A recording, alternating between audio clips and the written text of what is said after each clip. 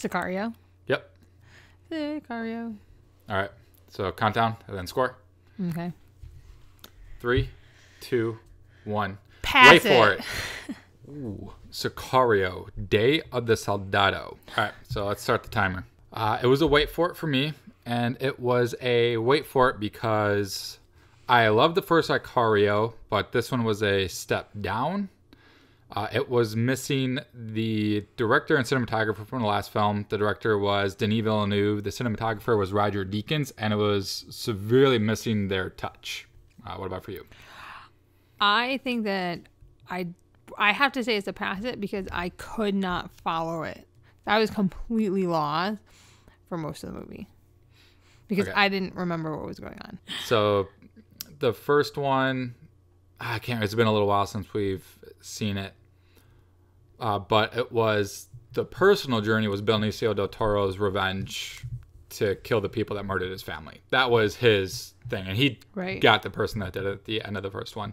This one is about starting a war with Mexican cartels, but doing it so that cartels think the cartels are attacking each other. So the whole point was to... That went over my head. So the whole point of this film is for Benicio del Toro and Josh Brolin to go in behind Mexico lines and start killing cartel heavies, so like kings, to make it look like the other cartels are committing these crimes. So then the cartels will start retaliating against one another. Oh. So let's go into the things that we did like. So the things that I liked about this film was that the acting, script, and the music was on point. The script, written by the same dude that wrote the first Sicario's name's Tyler Sheridan. He's written Sicario, Hell or High Water, Wind River, which he also directed Wind River, and then this is his fourth writing film. All really great scripts. Still has his the commentary that he packs into his films. There's the one side story about like the kid getting into the gangs, which is reminiscent of the cop in the first film, who's a drug runner. See, things like that I would never caught on. So there's a parallel between the two films with that. The music was exactly the same from the first film. It's an exact copy, and I like the music from the first film, so making an exact copy of the first film with the music was something that I liked. So none of the music was new? No, it was all the same. It was like they took the sheet music from the first film, and the first film's composer actually passed away recently. He passed away last year, and that composer does all of Denis Villeneuve's movies.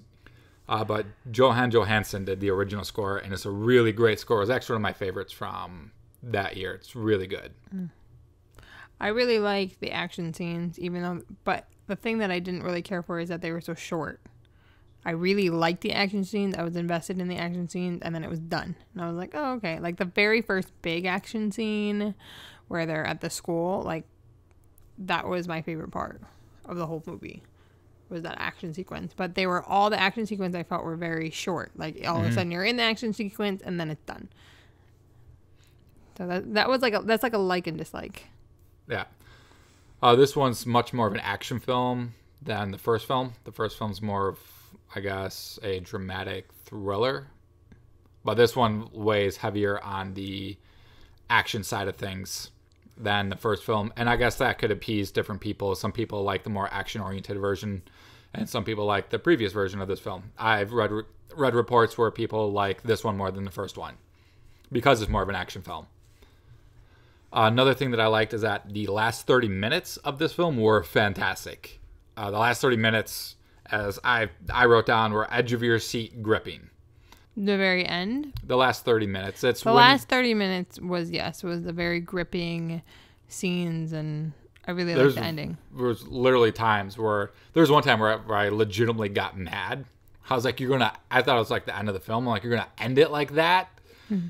But the film kept going. It didn't end there. And there were some more twists and surprises after it. Even with the fantastic ending that they had, and with the way that they were able to shock me, it didn't always hit home for me, which brings me to the things that I didn't like about this.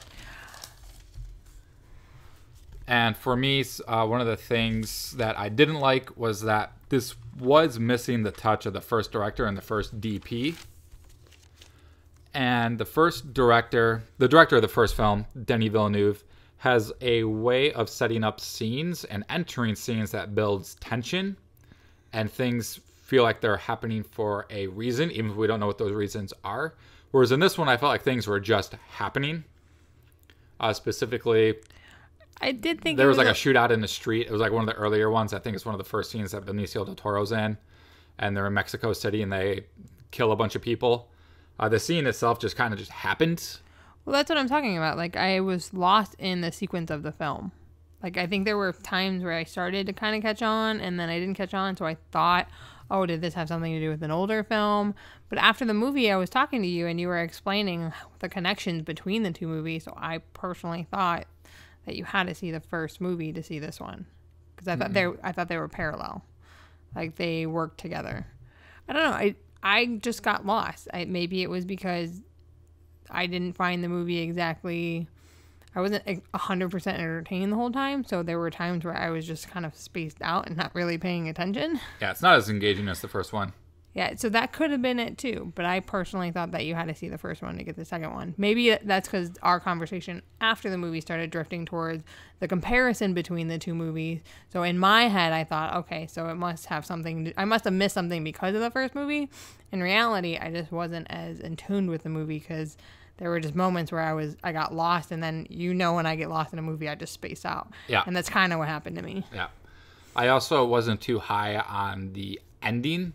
Now, like, with the ending, the very last scene. Don't want to give it away, but you remember the very last scene? I think it's like in the bathroom or something. Oh, yeah.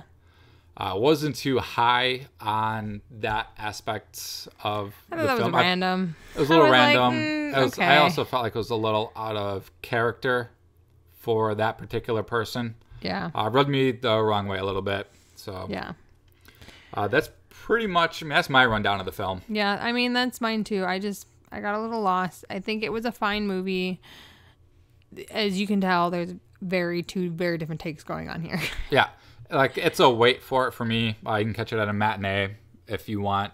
If you really like the first film, there is stuff here to be enjoyed, especially if you like the first film, especially like the script, the music, the style. But it is missing, if you're like a cinephile and you really like directors and cinematographers, Roger Deakins is the greatest living cinematographer in the world right now. He shot the first one. It's missing that touch that he brings to his films. I mean, the guy did Sicario, Skyfall,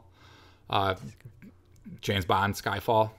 Oh, yeah. The most gorgeous James Bond film that's ever been shot. The dude did The Assassination of Jesse James, which is one of the best looking Western-style films that you could ever see. He's on another level. He also did Blade Runner 2049, which that film's cinematography was off the charts. I would not sit through that movie again. I'm sorry. I'm sorry. I know a lot of people like it. Not my style. It's a slow burn, for sure. But he brings a style and an art to his lighting and the way he frames his shots that no one else does. Pretty. His movies are very They pretty. did a good job of trying to imitate him in this film. But they kind of... oh, that's our timer.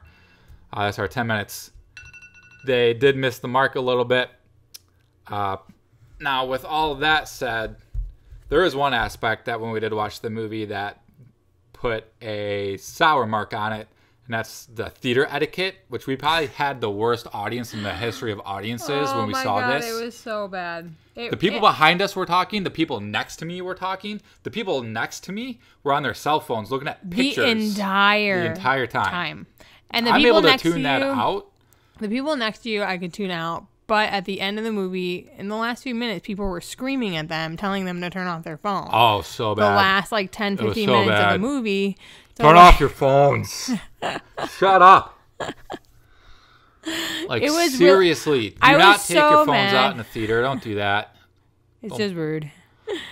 And then when people started yelling at them to turn their phones off, the dude took his phone and he started going. He started turning on and off his phone. Like, it just kept going on and off.